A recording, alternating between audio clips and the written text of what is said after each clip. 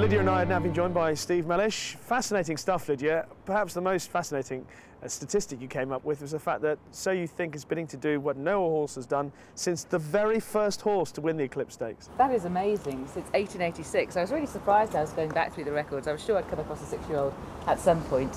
He's so tremendously consistent. He's a 10 times Group 1 winner, and I think he showed in the Prince of Wales Stakes at Royal Ascot that he still sets a very high standard in that division, and of course he's the title holder. Barring 2 runs on an artificial surface, he's run his race every time. He's run some sort of race every single time. He is remarkably consistent. He was very consistent in Australia. He's just as consistent now. Do you think that he is the standout horse over 10 furlongs? Yes, I do. I think he is. In the absence of Sirius Deseg, I think he is. Steve? Yeah, he you know, it's a phrase we use a lot, but I think his is the standard. And I think he's pretty sure to run to it as well, that other horses are trying to attain. A horse who lost his unbeaten record at Royal Ascot but gained new admirers is Farhh. He's trained by Saeed bin Suroor. Where do you think with a clear run he would have finished at Ascot? Do you think he would have got close to So You Think? I thought the last 100 yards, I thought this horse is going to win the race. You know, from the way he finished the race, he has shown a good turn of foot, plenty of speed, but I thought last 100 yards, I thought he's coming to win. But was just, we say, unlucky in the race. He's really come of age this year, hasn't he, the two runs. You mentioned the fact that he's been slowly away in both of them. Is there anything you can do to try and work on that, or is that just, you think, how he is? No, I mean, we know the problem when he was 2 years old, and from that time we school him, we take him many times to the stalls, exactly after the exercise. And he was fine, no problem, but when he sees the crowd and the horses there, different horses, he don't like it sometimes. You know, but you know, I think we have we put in our mind, for the future to take a good position early in the race, take him the last one in the stalls. He still has a problem with the stalls. It began when he didn't race in the race he was intended to meet Frankel as a 2-year-old at Doncaster, and ever since then he's had an aversion. He's reared in the stalls on both starts this year, and I'm not sure whether that will always be a problem with him. And also, given that meant that he got into the Prince of Wales Stakes later last time, and he was held up in his run on the inside rail, he had trouble in running, didn't get a clear run. I wonder whether, because he wasn't in the heat of the battle between Charlton House and So You Think, whether he might be a little bit flattered as well. Interesting. Do you believe that, Steve? Yeah, take the point. Sometimes horses can be flattered if they find trouble. At the moment, I think he's had 4 runs. I think both Thirsk and Ascot show he's really improving. He's very lightly raced for what he is. And I do think he's got a lot of talent, and I do think on the balance of things, I don't think he was flattered. I think he would have been a good second at least. Last year's King George winner Nathaniel may just have been about the best horse over 1.5 miles for 3-year-olds last year, Steve. How do you think he's going to fare this year?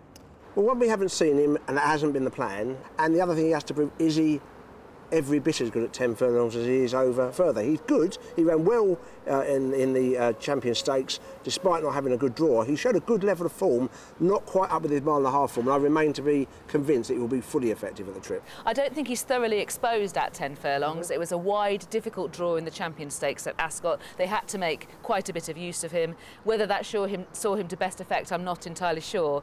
But intrinsically, the official handicapper has him a pound better horse than So You Think. I don't buy that. I feel that So You Think, certainly consistently, but probably anyway, is the better horse. The past winner of the Coral-Eclipse Stakes is twice over. So I find him a very difficult horse to get right. I was very impressed with his win in the International last year, beating Midday and Await the Dawn, and the manner of that victory rather surprised me. On his day, he's a very good horse, but this is a tough Eclipse, I think. And the other thing as well is that when he has had a little dip in form, there's normally been a confidence booster for him. There hasn't been one this time around, Steve. No, I agree. I think the doubts are whether he's quite capable of running to his best, and at his very best, is he good enough to beat the likes of a So You Think? I think that's debatable. A fascinating runner stepping up to 10 furlongs for the first time is Cityscape, and he's trained by Roger Charlton. We had a good winter, really, a dry winter. We were able to do some good work here. So he went to Meydan fit, did very little when he was in Meydan, just cantered, and as we know, produced a stunning performance. Quite where he found the turbo booster that produced a sort of course record and had them off the bridle and destroyed them, really. But it's great when you see a 5-year-old doing that. First time at 9 furlongs, and as we said earlier on this morning, that 10 furlongs would be worth trying. I think it's an underrated horse. I think he showed when winning at Newmarket end of 2010 that he was a potential Group 1 horse. He showed that in Meydan with a really good performance in a good time over 9 furlongs, not stopping. We don't know he'll stay 10. He gives every indication that he will. In terms of class, he is right up there with anything in this race, in my opinion.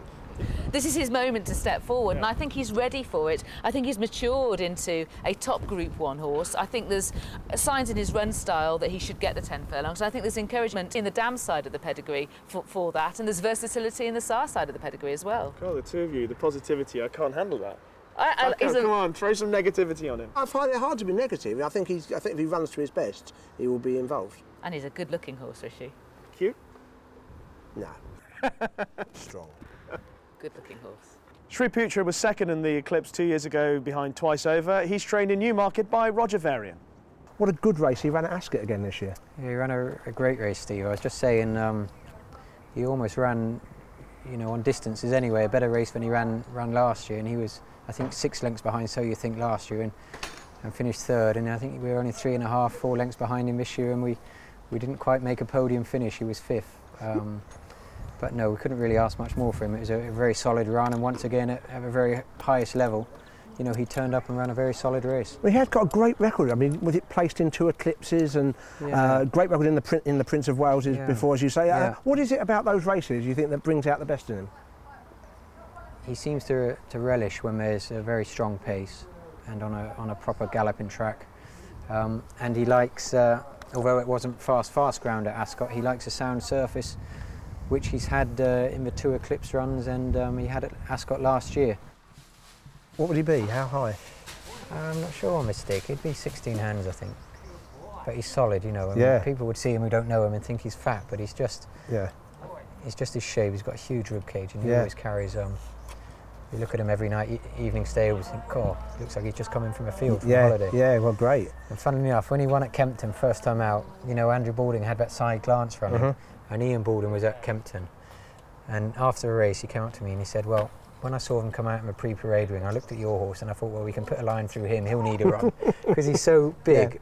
Yeah. You know, he's had 3 runs and he's still that size. He's just... You're just used to him, you just know, do you? Just know his shape, yeah. Rishi Persad is a horse I've always admired, Steve. He always carries enormous condition. He always seems to have a big old gut on him. You admire him for his tummy? Yeah. Well, even though he's having all these hard races, he's had a lot of races, all the way through the season, he's still got a good belly on him. He does himself well. He's one of our own. More often than not, he runs his race, and I thought he ran his race when 5th in the Prince of Wales' stakes last time. That suggests that he's not going to be good enough to win here, or probably even be second, but he'll be playing around maybe for the minor placing. Well, a 3-year-old who failed to handle the experience of Epsom was Bonfire. We can hear from his connections now. He just quietly didn't fancy the track, and he didn't handle it at all, and I knew from a long way out that we weren't going to run a race. The trouble is, if they don't handle Epsom, they normally have a harder race than they would do if they did handle it, and it took a hell of a lot out of him. He lost a lot of weight, and but he seems to be back in good form now, and he's, you know, we're looking forward to the Eclipse. The 3-year-olds were still trying to work out where everyone stands, and I think it looks quite an open year, Camelot aside, but you know, it would have been nice to see the Dante form work out a little bit better, but all our questions will be answered at Sandown. There were 3 things that went wrong at Epsom. He didn't settle, he didn't handle the track, and he didn't stay the 1.5-mile trip of the Derby. Sandown is more straightforward, so that's a good thing for him. It's 2 furlongs shorter, again, I think that's a good thing for him, and there'll be less razzmatazz here at Sandown on the Eclipse compared to the Derby, which is one of the biggest cauldrons of sound that you get in the flat season. I worry that intrinsically he's just not good enough, that the Dante form is not good enough. My selection for this year's Coral-Eclipse Stakes is Farhh. I think he'll add to Godolphin's excellent record in the race. I'm going to go for that lovable, cute, white face, Cityscape. And I think he's got the form as well. I think he can prove himself over 10 furlongs. Cityscape for me. I think he's already proved himself a Group 1 horse, and there's every chance he'll be just as good, if not better, at 10.